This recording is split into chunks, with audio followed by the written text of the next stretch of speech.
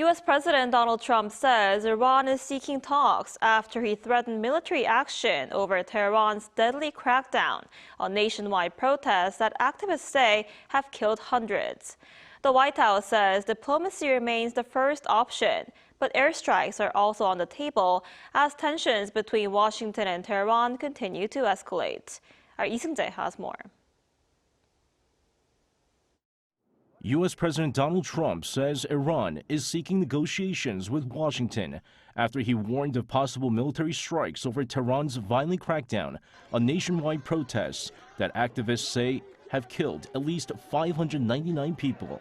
Trump made the remarks as tensions between the two countries reached a new high following days of deadly unrest across Iran and growing international pressure on the government in Tehran. Iran has not directly responded to Trump's claim that it wants to negotiate.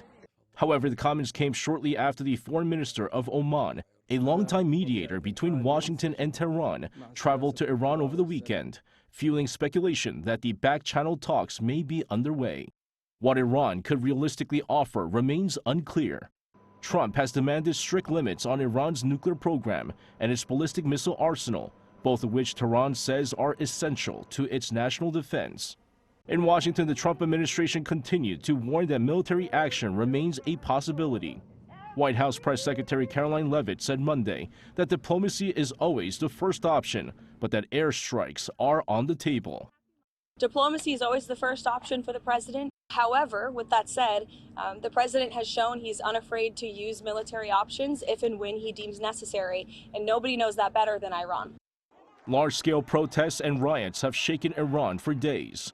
Security forces have responded with a lethal crackdown that activists say has killed hundreds. Iranian authorities say dozens of security personnel have also been killed, though those figures are difficult to verify because of the nationwide internet blackout.